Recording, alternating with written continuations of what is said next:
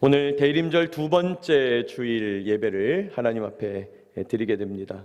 여러분, 대림절이라는 것은 주님의 오심을 기다리는 절기다 그랬죠. 우리 지난 시간에 말씀을 나눈 내용이죠.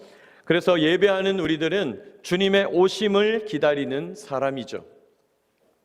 여러분, 우리가 주일 예배 드릴 때도 성령님 저에게 오시옵소서, 주님 내 마음에 내 삶에 오시옵소서, 우리는 주님을 기다리는 사람들이라는 거예요. 자, 그렇다면 2000년 전에 예수님께서 이 땅에 처음 오셨을 때 그때는 어떤 일이 있었는가? 성경은 그 예수님의 첫 번째 오심, 여러분 첫 번째 오심을 초림이다 그랬죠? 그 초림에 대하여 주님 뭐라고 말씀하시는가? 그 예수님의 첫 번째 오셨을 때의 흔적, 기록, 그것이 복음서이고 그 복음서 가운데서도 마가복음을 제일 원전으로 저희가 보는데, 그러면 그때 어떤 일이 있었는가? 오늘 우리 마가복음 첫 번째 단락 첫 말씀을 묵상하면서 대림절기를 보내는 우리들에게 주시는 하나님 음성 듣기를 원합니다. 오늘 본문 1장 1절 보시면요, 이렇게 되어 있습니다. 우리 같이 한번 읽어볼까요? 시작. 하나님의 아들 예수 그리스도의 복음의 시작이라 말씀해요. 예수 그리스도의 복음의 시작이다. 여러분, 마가복음은 예수 그리스도의 복음을 기록했다는 거고 특별히 그 복음의 시작을 기록했다는 거죠. 이 구절에서의 핵심은 예수 그리스도의 복음이라는 말인데, 신학자들은 이 말씀의 뜻을 두 가지 의미로 해석합니다. 먼저는 예수님의 복음 할 때 예수님의, 이 의라는 단어를 소유격으로 해석해서요, 예수님이 이 땅에 오셔서 펼치신 복음, 예수님의 복음, 예수님이 가르쳐 주신 복음은 이런 거야, 지금부터 복음의 그 시작되는 이야기를 한번 해볼게, 이렇게 해석할 수 있다는 거죠. 또 다르게는 이 예수님의 복음 할 때 의를 동격 접속사로 해석해서 예수 그리스도의 복음, 즉 예수님 자체가 복음이시다. 예수 그리스도라는 복음이 있는데 그 예수 그리스도를 소개해 줄게, 이런 뜻으로 이해할 수도 있다는 거죠. 여러분, 그게 뭐가 맞다 뭐가 틀리다가 아니라 이 두 가지 의미가 다 맞다고 할 수 있습니다. 예수님께서 이 땅에 오셔서 복음을 전해주셨어요. 복된 소식, 굿뉴스, 가스펠, 복음을 전해주셨어요. 또 예수님 자신이 복된 소식이 되시고 복음이 되셔서 우리 삶에 오셨어요. 저와 여러분에게 영생이라고 하는, 생명이라고 하는 선물을 주신 줄 믿습니다. 그래서 예수님이 복음이 되시는 거죠. 자, 그렇다면 이 복음은 어떻게 시작되었는가? 또 이 복음은 누구에게 주어지는가? 우리 이런 질문을 가지고 오늘 본문을 묵상하게 될 때 하나님 주시는 음성 듣게 되기를 원합니다. 첫 번째로 복음은요, 준비된 자에게 주어진다는 것입니다. 복음, 복된 소식은 준비된 자에게 주어지는 것이라고 오늘 성경은 말씀해요.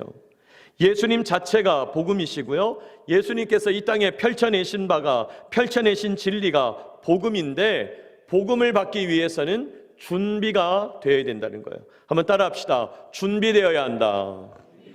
뭐 해야 된다고요? 준비되어야 한다는 거예요. 오늘 성경은 말씀합니다. 오늘 본문 2절 3절 보시면 이렇게 돼 있어요. 선지자 이사야의 글에 보라, 내가 내 사자를 내 앞에 보내노니 그가 내 길을 준비하리라.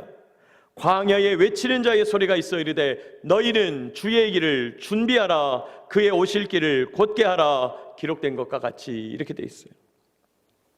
여러분, 이 말씀은 구약 성경, 특별히 이사야 선지자의 글에서 인용했다, 이렇게 밝히고 있는데, 하나님께서 사자, 심부름꾼을 보내셔서 길을 준비하신다. 또 주님께서 말씀합니다. 너희는 주의 길을 예비하라, 그의 오실 길을 곧게 하라 말씀해요. 준비하겠다, 또 너희들은 준비해라 말씀합니다. 여러분, 뭘 의미하는 명령입니까?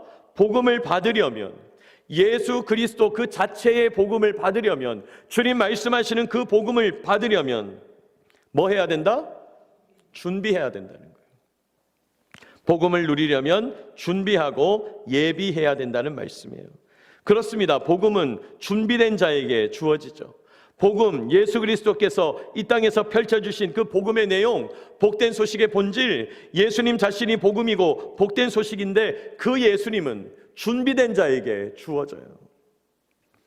예수님께서 자신을 가리켜 여러 가지 말씀을 하셨지만 이런 말씀을 하셨습니다. 내가 곧 길이요 진리요 생명이니 나로 말미암지 않고는 아버지께로 올 자가 없느니라. 예수님 자신이 바로 하나님이시고 예수님 자신이 바로 하나님의 본체시고 하나님의 영광을 다 드러내신다는 것, 위대한 선포를 하시는 거죠. 위대한 진리를 하시는 거죠. 여러분, 이 내용이 복음이다 이 말이에요. 내가 바로 하나님께로 가는 유일한 길이다. 내가 바로 너희에게 주어진 진리다. 내가 바로 생명이다. 예수님을 만나는 것 자체가 생명에 접촉하는 거다. 예수님이 없으면 생명이 없다. 위대한 선포를 주시는 거예요. 그리고 이 복음은 준비된 자에게만 주어진다는 거예요. 준비된 자에게만 깨달음을 준다는 거예요. 제가 준비해야 된다 그러니까 목사님 오늘 주일 예배 오느라고 준비 많이 했습니다. 그렇죠. 시간에 맞춰서 오시느라고 준비하고 또 옷도 준비하고 날씨도 체크하고 여러 가지 일정들도 체크하면서 준비해서 나왔잖아요. 사랑하는 여러분, 여러분은 복음을 받을 준비가 되어 계시기를 축복합니다. 준비가 되어야 된다는 거예요. 주의 길을 예비하라, 주의 길을 준비하라 말씀하셨어요. 제가 그래서 오늘 설교의 제목을 주의 길을 준비하라 이렇게 지었어요. 여러분, 예수님께서 우리 삶에 오실 수 있도록 우리도 길을 준비해야 된다는 거예요. 주님의 오시는 길을 예비하는 삶, 예수님께서 우리 삶에 오실 수 있도록 준비하는 삶, 그런 삶을 살게 되시기를 축복합니다. 자, 그렇다면 뭘 준비할 것인가? 두 번째 대지로 연결되는데요. 둘째로 복된 소식, 복음은요, 회개하는 자에게 주어집니다. 회개하는 자에게 주어진다고 말씀해요. 우리가 준비해야 될 것이 뭔가? 회개하는 거라는 거예요.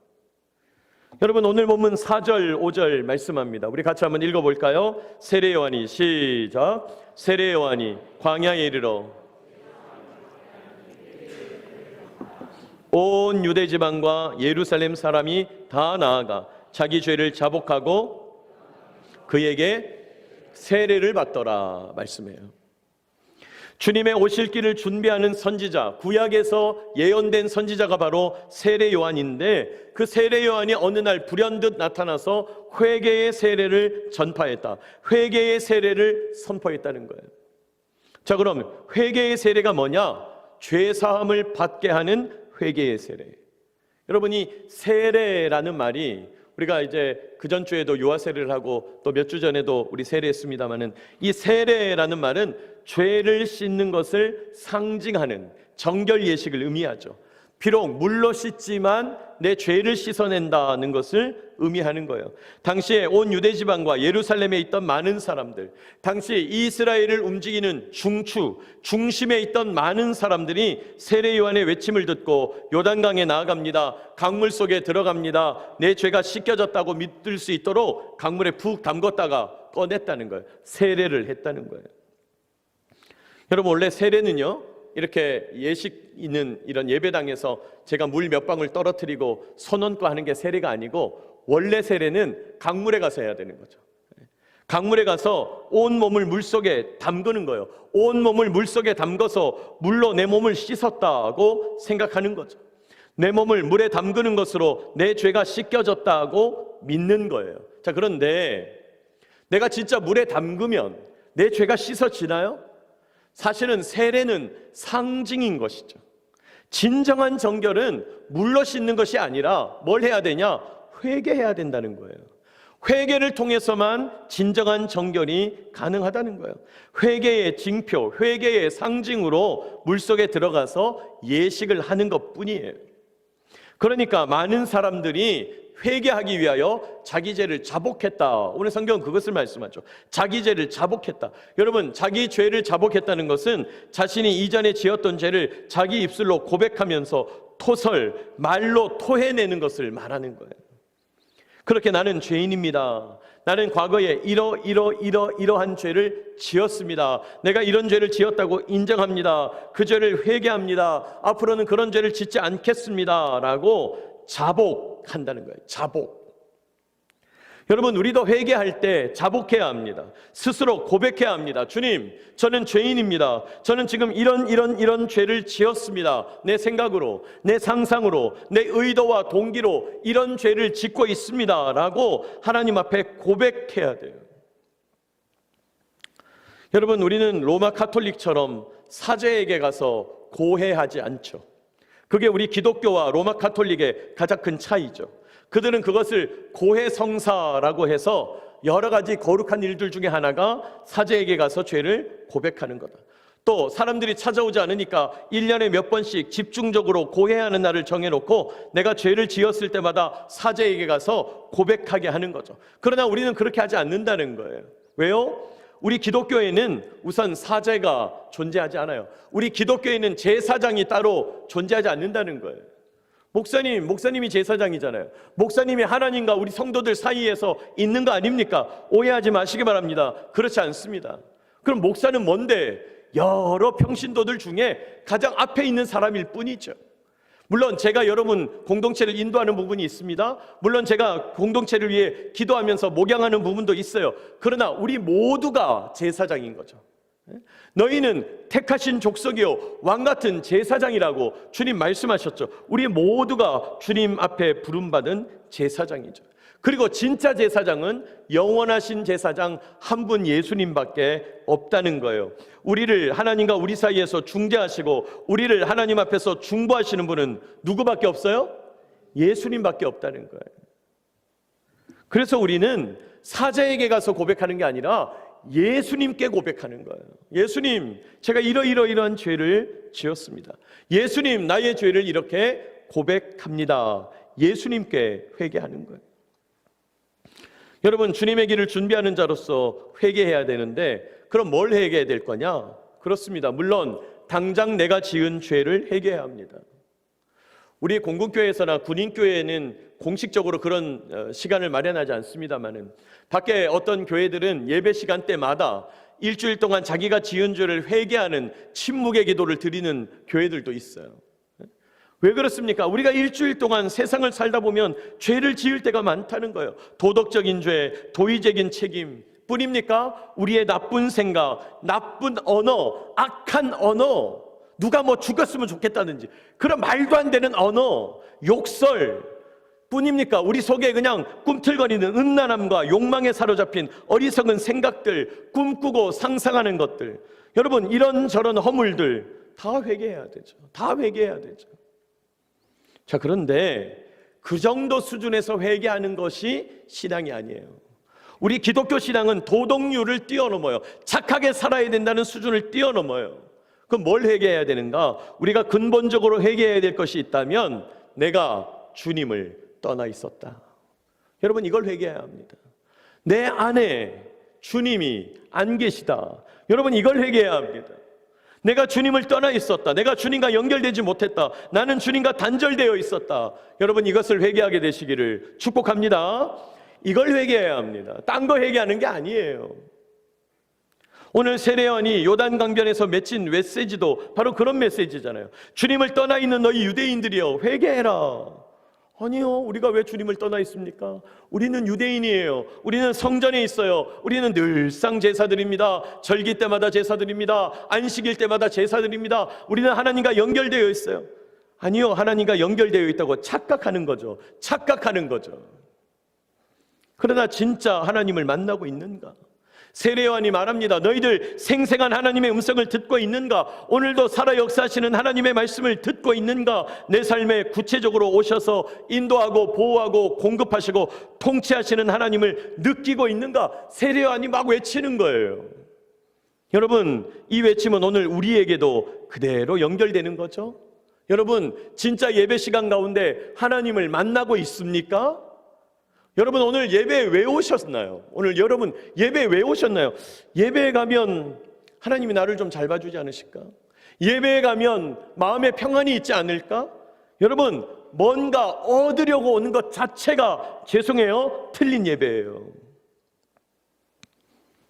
여러분이 드리는 예배는 영과 진리로 살아있는 예배인가요? 생생한 예배인가요? 하나님의 온기를 느끼고 있는 예배인가요? 정말 살아계신 하나님께서 나에게 말씀하시는구나, 말씀하시니까 하나님 살아계시는구나 느끼고 있고, 그런 확신을 가지고 감동을 가지고 예배하고 있는 건가요?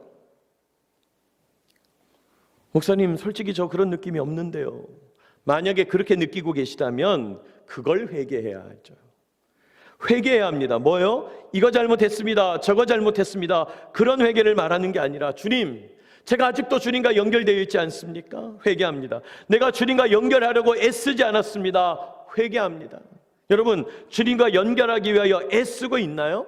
주님의 음성을 들으려 하지 않았던 것, 주님께 기도하지 않았던 것, 주님을 내 마음에 모셔드리려고 의지적으로 의식적으로 시도하지 않았던 것, 회개해야죠. 회개해야죠. 아니, 우리 집에 학교 다니는 아이, 직장 다니는 자녀가 있는데, 아니 일주일이 지나도록 어머니 아버지 봐도 인사도 안 하고 말도 안 걸고 그냥 멀뚱 쳐다만 보고 들어갔다 나갔다고 하면 그게 뭐 문제가 있는 거 아니에요. 우리도 주님 앞에서 주님 나 사랑하시지, 주님 내 안에 계시지 생각만 하고 주님께 의식적으로 나가지 않으면, 그저 겨우 일주일에 한 번 예배 드리는 것으로 만족한다면, 아니 사실 그 예배조차도 제대로 드리지 않는다면 어떻게 주님과 연결된단 말입니까? 그것을 회개해야 된다는 거예요. 주님과 연결되지 못했던 것, 주님과 단절된 것, 이것을 회개하는 저와 여러분 되시기를 축복합니다. 여러분, 주님과 연결되면요, 예배 시간이 기뻐요. 주님과 연결되면 찬양이 행복해져요. 주님과 연결되면 오늘 성가대 잘하네 못하네, 컨디션이 좋으네, 오늘 찬양팀 곡 선곡이 어떠네, 오늘 목사님 어떻게 설교 컨디션이 괜찮으시네, 그저 그러네. 여러분, 이런 차원을 뛰어넘는다 이 말이에요. 여러분, 어떤 상황과 어떤 형편에서 예배를 드려도 생생한 예배, 살아있는 예배를 드리게 되는 줄 믿으시기 바랍니다. 여러분, 2000년 전에 초대교회에 수많은 로마 제국에서 순교당했던 믿음의 선배들, 아니 오르간이 어디 있어요? 무슨 악기가 어디 있어요? 가운이 어디 있어요? 그러나 거기서 생생한 예배를 드린 거 아닙니까? 왜요? 주님과 연결되어 있으니까요. 이렇게 좋은 예배당에서 예배드리면 뭐합니까? 주님과 연결되어 있지 않은데 그저 1시간만 참아야지 이러고 있는데 그건 예배 아닌 것이죠. 여러분, 하나님과 연결되는 것, 내가 하나님과 연결되지 못했던 것을 회개하는 것, 여러분, 그것이 주님 오실 길을 준비하는 것입니다. 내가 하나님과 연결되지 못했던 것, 내 일상 속에서 순간순간 하나님을 잊어버리고 살아갔던 나의 모습, 그것을 회개하는 저와 여러분 되시길 축복합니다. 내내 끊어져 있다가 겨우 일주일에 한 번 주일 오전에 나를 추스려서 예배 시간에 나와서 찬송도 따라 부르고 성경도 따라서 읽고 설교도 집중해서 들어보려고 하는데 잘 안 되죠. 잘 안 되죠. 안 될 수밖에요. 여러분, 늘상 여러분의 일상 속에서 하나님과의 연결을 시도해요. 하나님의 이름을 불러야 합니다. 하나님을 의식하고 하나님과 수시로 대화하고 하나님께 기도해야 합니다. 주님, 주님, 지금도 영으로 내 옆에 와 계시죠? 내가 주님을 의식하겠습니다. 주님, 내가 주님을 의지하기 원합니다. 내가 하나님과 연결되기 원합니다. 여러분, 이렇게 준비하는 이에게 복음이 들린다는 거예요. 이렇게 준비하는 이에게 복된 소식이 주어진다는 것입니다. 사랑하는 여러분, 우리가 주님과 연결되지 못한 것 회개하고 늘상 주님과 연결되는 삶을 살아가는 저와 여러분 되시기를 축복합니다. 그렇게 회개하는 자에게, 주님께 돌이켜 연결하는 자에게 복음이 주어진다는 것입니다. 마지막 세 번째로, 복음은요, 성령 세례를 받음으로 주어진다고 성경은 말해요. 복음, 복된 소식은 성령 세례를 통해서 주어진다는 거예요. 성령 세례, 이게 무슨 말인가?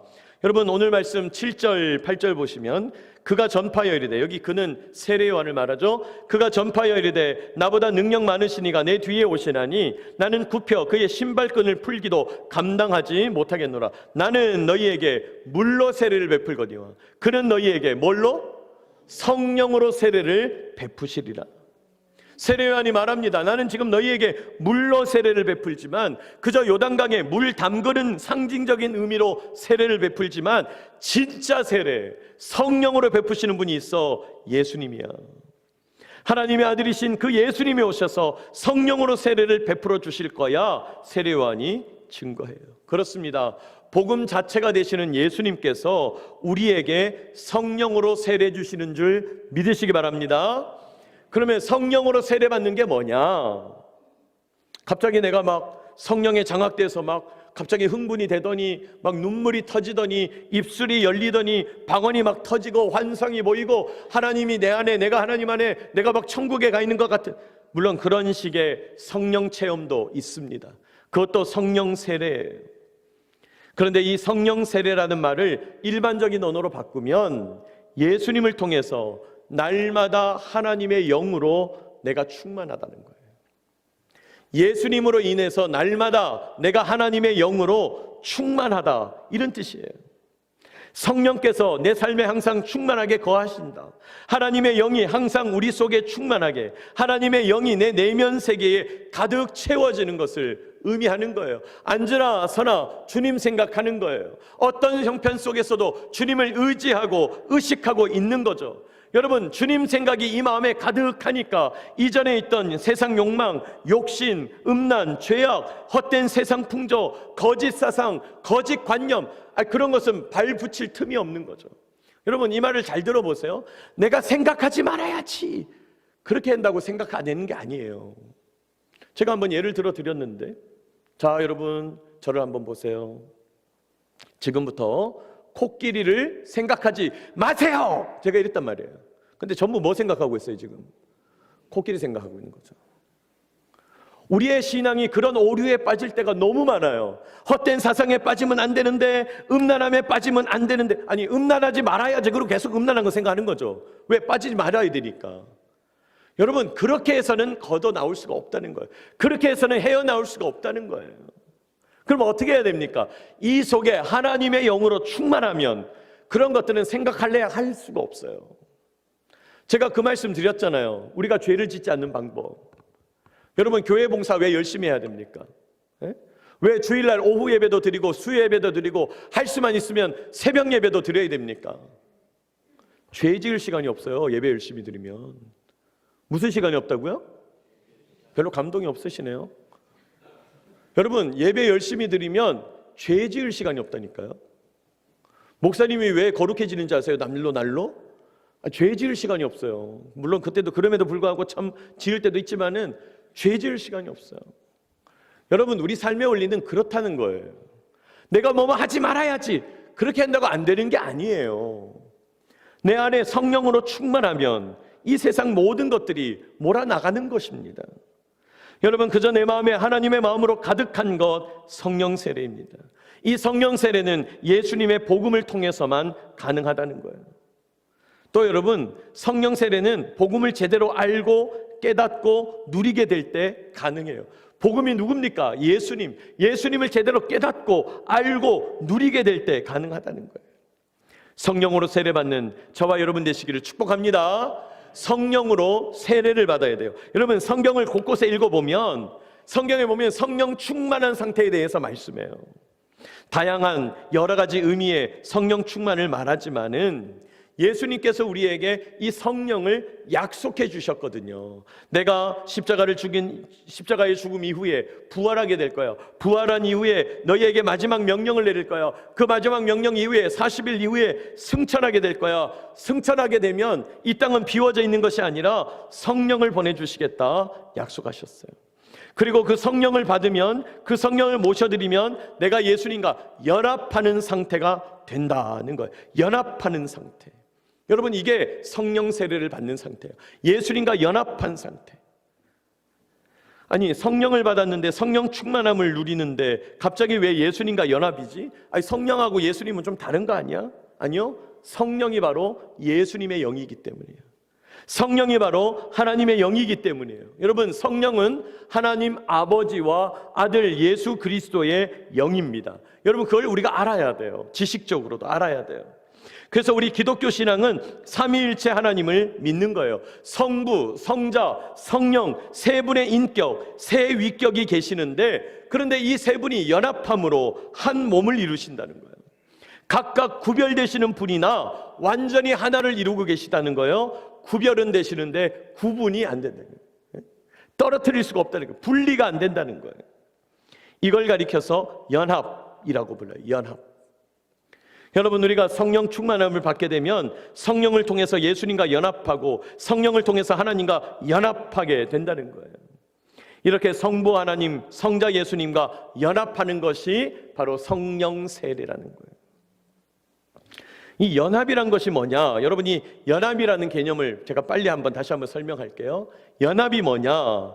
연합은요, 두 인격적인 존재가 인격적이라야 돼요. 말이 통해야 되니까.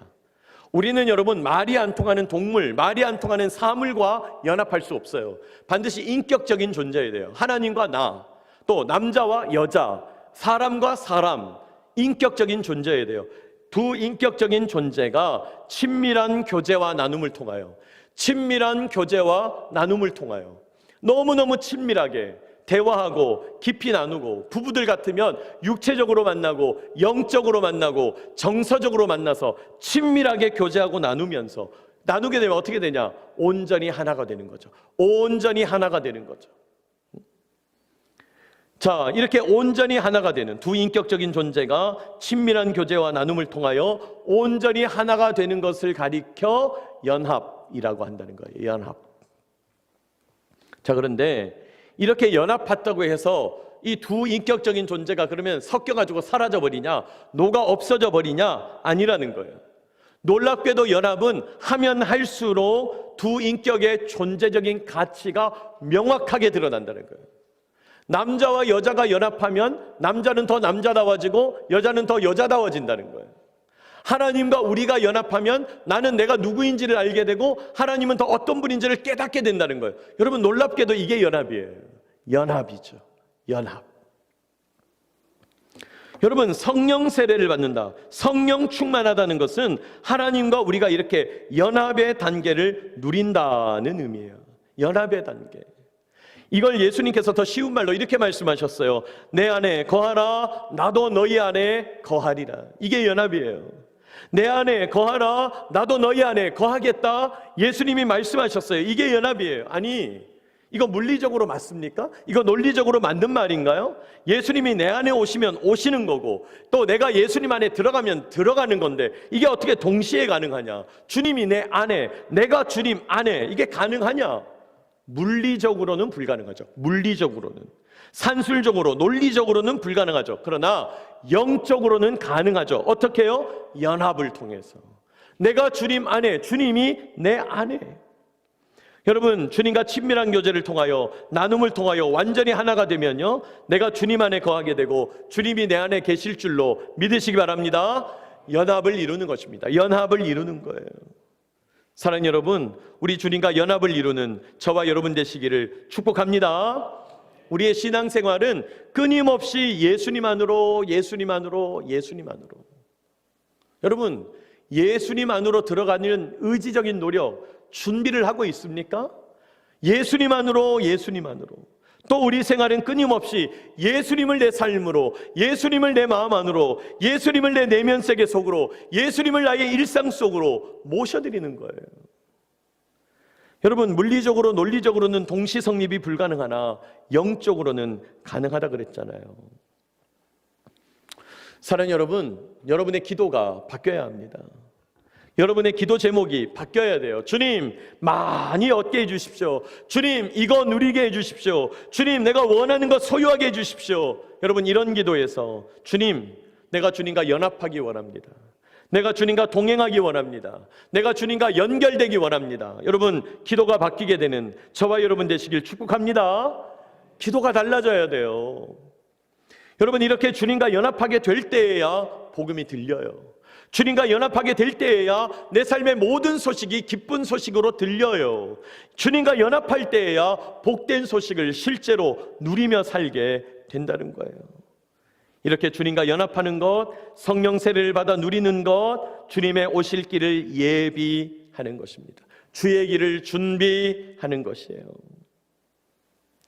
여러분, 주님이 오시는 길을 예비함으로 복음을 받아 누리는 저와 여러분 되시기를 축복합니다. 말씀을 마무리하면서 우리가 주의 길을 준비하는 게 뭐라고 그랬습니까? 복음을 받아 누리기 위해서는 먼저 회개하자 그랬죠? 회개해야 합니다. 어떤 것을요? 다른 것보다 주님과 단절됐던 걸 회개해야 합니다. 주님과 연결되지 못했던 걸 회개해야 합니다. 또 복음을 누리기 위해서는 성령의 세례를 받아야 된다 그랬죠? 삼위일체 하나님과 연합하는 삶, 주님이 내 안에, 내가 주님 안에 거하는 삶, 그런 삶을 살아가는 저와 여러분 되시기를 축복합니다.